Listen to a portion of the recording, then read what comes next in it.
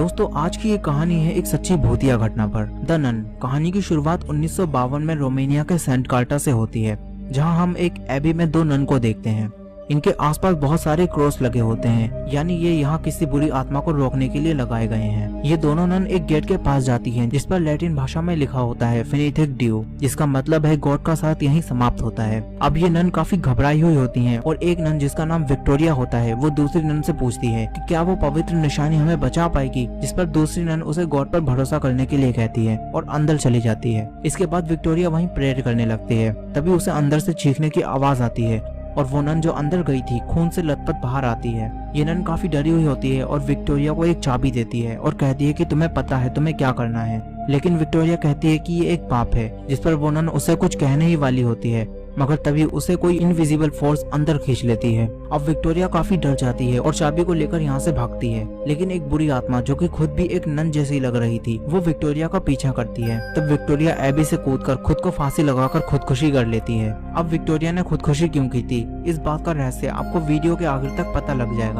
फिर कुछ दिनों के बाद वहाँ एक लड़का आता है जिसका नाम फ्रेंची होता है। फ्रेंची एबी में नन के लिए खाने पीने का सामान लाने का काम करता था। लेकिन अब फ्रेंची को यहाँ विक्टोरिया की डेथ बॉडी मिलती है, जो कि अब काफी बुरी हालत में थी। इसके बाद हमें वेटिकन सिटी को दिखाया जाता है, जहाँ फादर बर्ग को कई बिशप बुलाते हैं। फादर बर्ग एक प्रीस्ट होते हैं। बिशप उन्हें बताते हैं कि रोमानिया में एक एबी में एक नन ने सुसाइड कर लिया है। बिशप फादर बर्ग से कहते हैं कि आपको वहां जाकर इस केस को इन्वेस्टिगेट करना चाहिए। बिशप फादर बर्ग के साथ सिस्टर आयरीन को भी वहां जाने के लिए चुनते हैं। सिस्टर आयरीन भी एक नन होती हैं, मगर आयरीन ने अब तक पूरी तरह से नन होने की शपथ नहीं ली थी। अब फादर बर्ग आयरीन से मिलते हैं और ये दोनों रोमानिया के लिए निकल जाते हैं, जहां पहुंचकर ये सबसे पहले फ्रेंची से मिलते हैं, जिसने सबसे पहले विक्टोरिया की डेथ बॉडी को देखा था। फादर बर्ग फ्रेंची से उस एबी के बारे में पूछते हैं। फ्रेंची उन्हें बताता है कि यहाँ के लोग उस एबी के बारे में बात करने से भी डरते हैं। इसके बाद फ्रेंची उन्हें उस एबी तक ले जाता है। फ्रेंची फादर को बताता है कि उसने पिछले 2 सालों में किसी भी नन को यहाँ नहीं देखा। वो सामान लाकर आइस हाउस में रख देता था और उसके जाने के बाद नन आकर वहाँ से वो सामान ले लेती थी। फिर फ्रेंची फादर को उसी आइस हाउस में ले जाता है जहाँ उसने विक्टोरिया की डेथ बॉडी को रखा था। लेकिन यहाँ फ्रेंची देखता है कि विक्टोरिया की बॉडी उस पोजीशन में नहीं है जिसमें उसने उसे रखा था। वो ये बात फादर बर्ग को बताता है। अब फादर बर्ग उस डेथ बॉडी के पास जाकर देखते हैं तो उन्हें वही चाबी मिलती है जिसे दूसरी नन ने विक्टोरिया को दिया था। अब फादर उस चाबी को अपने पास रख लेते हैं और पूरे सम्मान के साथ विक्टोरिया को दफना देते हैं।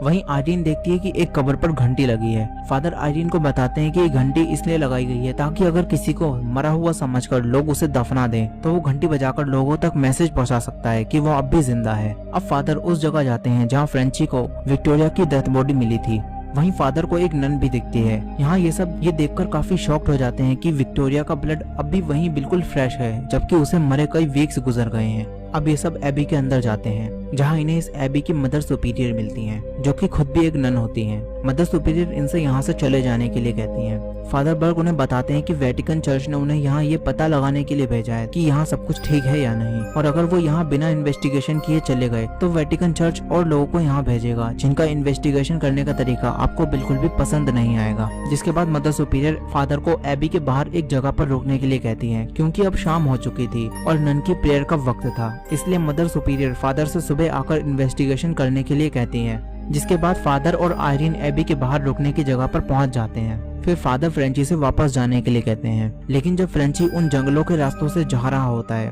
तो उसे एक नन दिखती है जिसके हाथ में रस्सी होती है, और तभी अचानक से वो नन फ्रेंची पर हमला कर देती है। और ये नन विक्टोरिया की आत्मा होती है जिसे फादर ने इस कब्रिस्तान में दफनाया था। अब फ्रेंची वहाँ से एक क्रॉस को लेकर अपनी जान बचाकर भागता है। दूसरी तरफ जब फादर बर्ग आयरीन से बात कर रहे होते हैं तो आयरीन फादर को बताती है कि उसे कई बार विजन्स आते हैं, लेकिन हर विजन्स के आखिर में उसे एक ही बात सुनाई देती है कि मदर मेरी रास्ता दिखाएंगी। अब इसके बाद फादर आयरीन को अपनी लाइफ के एक इंसिडेंट के बारे में बताते हैं कि जब वो फ्रांस में थे तो उनके सामने भी एक ऐसा ही केस आया था जिसमें एक लड़के डैनियल को विजन्स आते थे, लेकिन उसे बुरी आत्मा ने पोजेस्ड कर रखा था। और जब फादर उसका एक्सोर्सिज्म कर रहे थे तो डैनियल काफी इंजर्ड हो गया और कुछ दिनों बाद ही उसकी मृत्यु हो गई थी। और कहीं न कहीं उसकी मृत्यु का जिम्मेदार फादर खुद को ही मान रहे हैं। अब इसके बाद रात के सीन को दिखाया जाता है, जहां रात में अचानक से एक इलेक्ट्रॉनिक डिवाइस खुद ही चल जाता है, जिसकी वजह से फादर नींद से जाग जाते हैं।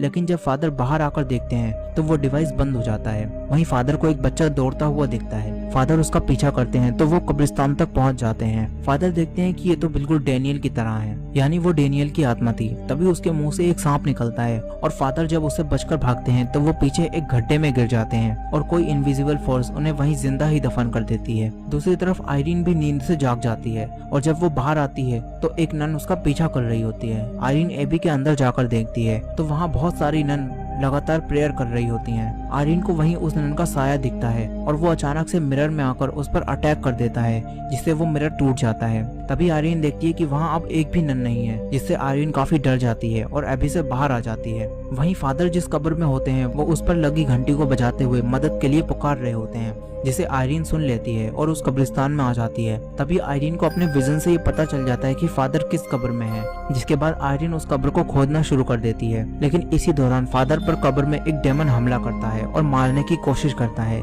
लेकिन इससे पहले वो फादर को मारता आयरीन फादर के ताबूत को खोल देती है, जिससे फादर की जान बच जाती है। फादर आयरीन से कहते हैं कि यहाँ एक बहुत बुरी आत्मा है। वहीं इन्हें इस ताबूत में कई सारी बुक्स मिलती हैं, वो उन्हें अपने पास रख लेते हैं। फिर अगली सुबह फादर और आयरीन फिर से उस एबी में जाते हैं, जहां वो मदर सुपीरियर को आवाज लगाते हैं और कहते हैं कि क्या वो अब एबी की नन से बात कर सकते हैं, जिस पर मदर सुपीरियर का कोई जवाब नहीं आता, लेकिन अंदर जाने का दरवाजा खुद ही खुल जाता है। अब यहाँ नन से बात करने की इजाजत फादर को नहीं होती, इसलिए आयरीन अकेले ही अंदर जाती है। लेकिन जाने से पहले फादर आयरीन को वही चाबी देते हैं जो उन्हें विक्टोरिया के पास से मिली थी, और फादर आयरीन से कहते हैं कि इसके बारे में कुछ पता करने की कोशिश करना। फादर आयरीन को केयरफुल रहने के लिए कहते हैं, जिसके बाद आयरीन एबी में चली जाती है। वहीं आयरीन को एबी के अंदर एक नन दिखती है जो वहाँ प्रेयर कर रही होती है। आयरीन उसे आवाज लगाती है और उसके पास जाती है, लेकिन इससे पहले कि वो उसकी प्रेयर को डिस्टर्ब करती, एक दूसरी नन आकर जिसका नाम ओआना होता है आयरीन को रोक देती है। ओआना आयरीन को बताती है कि सदियों से यहाँ 24 घंटे प्रार्थना करने की प्रथा है, इसलिए यहाँ की सारी नन बारी बारी से प्रेयर करती हैं। ओआना आयरीन से कहती है कि उन्हें बताया गया था कि तुम आने वाली हो, और ओआना आयरीन को अपने साथ ले जाती है। वहीं हम फ्रेंची को देखते हैं जो एक बार में होता है। बार में एक आदमी फ्रेंची को बताता है कि एक छोटी सी लड़की ने खुदकुशी कर ली है। इस बात को जानकर फ्रेंची काफी शॉक्ड हो जाता है। वो आदमी फ्रेंची से कहता है कि यहाँ जो कुछ भी बुरा हो रहा है इस सब की वजह वो एबी है, वहाँ एक डेमन है जो ये सब कुछ कर रहा है। ये जानने के बाद फ्रेंची समझ जाता है कि फादर और आयरीन की जान को वहाँ खतरा है, इसलिए वो यहाँ से बंदूक लेकर वापस एबी की तरफ निकल जाता है। वहीं एबी में फादर उस कब्र से मिली बुक्स को इन्वेस्टिगेट करके कुछ जानकारी निकालने की कोशिश कर रहे होते हैं, मगर तभी जिस रास्ते से आयरीन अंदर गई थी वो रास्ता बंद हो जाता है और दूसरी तरफ आयरीन सिस्टर ओआना से बात कर रही होती है। आयरीन ओआना से इस एबी के इतिहास के बारे में पूछती है। ओआना आयरीन को बताती है कि इस महल को सेंट कार्टा के शासक ने बनवाया था, मगर उसने ब्लैक मैजिक की मदद से नर्क का द्वार खोल दिया और उसमें से एक एविल डेमन बाहर आया। लेकिन चर्च ने तभी इस महल पर हमला करके एक पवित्र निशानी में से जीसस क्राइस्ट का खून डालकर उस नर्क के द्वार को बंद कर दिया और चर्च ने इस महल को एबी बना दिया।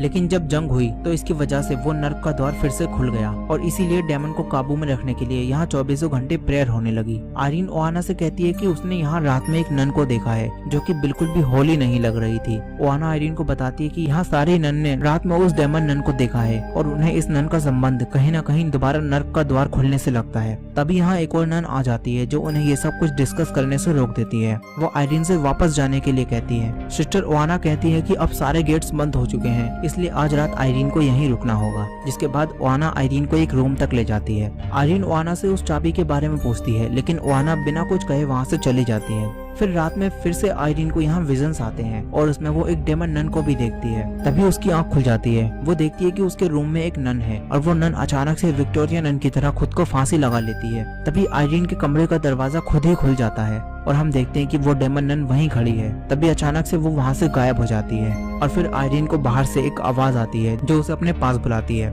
आयरीन उस आवाज का पीछा करते हुए उस दरवाजे तक पहुँच जाती है जहाँ फिनिथिक ड्यू लिखा था, यानी गॉड का साथ यहीं समाप्त होता है। तभी वो दरवाजा अपने आप ही खुल जाता है और दूसरी तरफ वही डेमन नन खड़ी होती है जो कि काफी डरावनी दिख रही थी। आयरीन डेमन नन से बचकर भागती है। वो डेमन नन आयरीन से वो चाबी लेने की कोशिश करती है, लेकिन किसी तरह आयरीन उस चाबी को बचाकर वहाँ से भागती है और तभी सिस्टर ओआना आकर आयरीन को बचा लेती है। वो आयरीन से कहती है कि अब डेमन और भी ज्यादा पावरफुल पावरफुल हो गई है और प्रेयर ही उन्हें अब बचा सकती है। ओहाना आयरीन से उनका प्रेयर का सामान लेकर प्रेयर प्लेस पर आने के लिए कहती है। दूसरी तरफ फादर बर्क एबी के अंदर जाने के रास्ते को ढूंढ रहे होते हैं। तभी उन्हें फिर से डैनियल की आत्मा दिखती है जो फादर पर अटैक कर देती है। फादर उससे अपनी जान को बचाते हैं और यहाँ हम देखते हैं कि ये वही नन है, यानी वो नन ही डैनियल का रूप लेकर फादर पर अटैक कर रही है। अब फादर उससे बचकर एक रूम में जाते हैं जहाँ फ्रेंची डिलीवरीज को रखता था और फादर को यहाँ से अंदर जाने का रास्ता मिल जाता है। लेकिन यहाँ एक डेमन नन फादर पर अटैक कर देती है, मगर तभी फ्रेंची वहाँ आकर फादर को उस डेमन से बचा लेता है। अब फादर फ्रेंची के साथ अंदर जाते हैं। वहीं आयरीन जब प्रेयर प्लेस पर पहुंचती है तो वहाँ किसी की डेथ बॉडी रखी होती है। आयरीन देखती है कि ये तो सिस्टर ओहाना है और तभी वहाँ बहुत सारी नन भी आ जाती हैं और वो गेट को बंद करके प्रेयर स्टार्ट कर देती हैं। उनमें से एक नन आयरीन से कहती है कि कुछ भी हो जाए, चाहे कुछ भी सुनाई दे या दिखाई दे, लेकिन गॉड पर से अपनी नजर को मत हटाना और प्रेयर को करते रहना है। जिसके बाद ये सब यहाँ प्रेयर करने लगती हैं।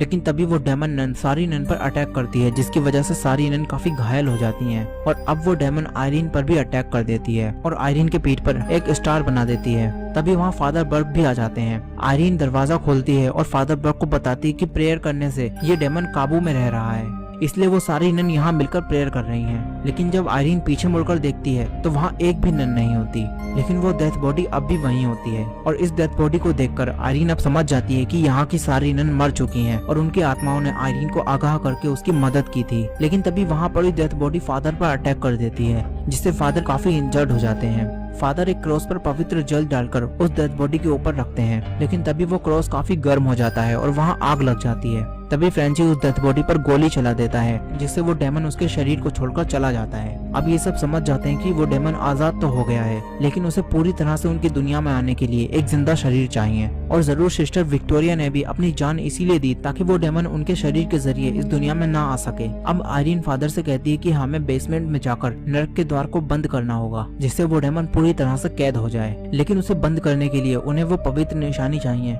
जिसमें जीसस क्राइस्ट का खून है, और जरूर ये चाबी भी उसी जगह की है। आयरीन कहती है कि उसे जाने से पहले अपनी पूरी तरह से नन होने की शपथ लेनी है, जिसके बाद आयरीन शपथ लेती है और ये तीनों बेसमेंट में जाते हैं। लेकिन यहाँ उन्हें कोई दरवाजा नहीं दिखता। तो फादर मदर मेरी के स्टेचू को देखते हैं और आयरीन से कहते हैं कि तुम्हारा विजन बिल्कुल सही था, मदर मेरी रास्ता दिखाएंगी। जिसके बाद वो वहाँ मदर मेरी पर पड़ने वाली रोशनी को देखते हुए एक दरवाजे तक पहुँच जाते हैं और उस चाबी से वो दरवाजा खुल जाता है और यहीं वो पवित्र निशानी भी होती है। फादर वो पवित्र निशानी आयरीन को सौंपते हैं। अब ये तीनों उसी दरवाजे के पास आते हैं जिस पर फिनिथिक ड्यू लिखा था। वो यहाँ नर्क के द्वार वाली जगह को ढूंढ रहे होते हैं और ये तीनों उसे ढूंढते हुए अलग हो जाते हैं। वहीं एक नन आयरीन का पीछा कर रही होती है और वो आयरीन पर अटैक कर देती है।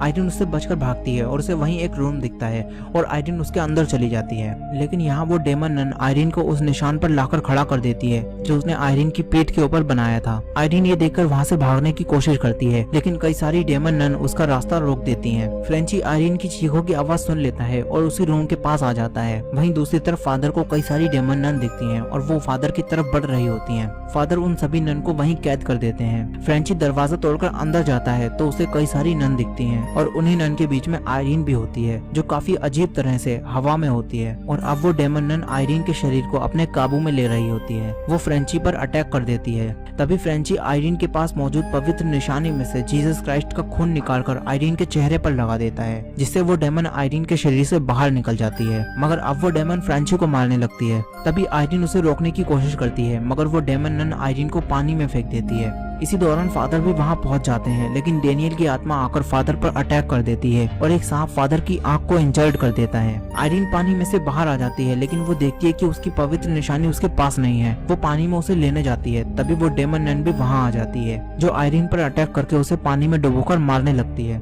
फादर उसे रोकने की कोशिश करते हैं, लेकिन वो फादर पर भी अटैक कर देती है। तभी आयरीन उस पवित्र निशानी में से खून अपने मुंह में भर लेती है और पवित्र निशानी को उस डेमन को दे देती है, लेकिन वो खाली होती है और आयरीन अपने मुंह से खून उस डेमन पर डाल देती है, जिससे वो नन वहीं कैद हो जाती है और यहीं वो नर्क का द्वार भी होता है। फ्रेंची वहां आ जाता है, जो कि अब तक मरा नहीं होता, और वो आयरीन को पानी से निकाल लेता है। आयरीन फ्रेंची को शुक्रिया कहती है, जिसके बाद यहाँ अब सब कुछ ठीक हो जाता है और ये एबी फिर से होली हो जाता है और ये सब यहाँ से चले जाते हैं। मूवी के आखिर में हमें दिखाया जाता है कि फ्रेंची के ऊपर एक उल्टा क्रॉस उभर कर आने लगता है, यानी वो डेमन नन पहले ही फ्रेंची के शरीर को अपने काबू में ले चुकी होती है। और आगे 20 साल बाद एड और लॉरेन वॉरेन के सामने फ्रेंची का केस आता है, जो कि उस समय के सबसे अच्छे पैरानॉर्मल इन्वेस्टिगेटर होते हैं। जिसके बाद कॉन्जरिंग 2 में फिर से यही डेमन नन एड और लॉरेन के सामने आती है और एड और लॉरेन उसे पूरी तरह से नर्क में भेज देते हैं।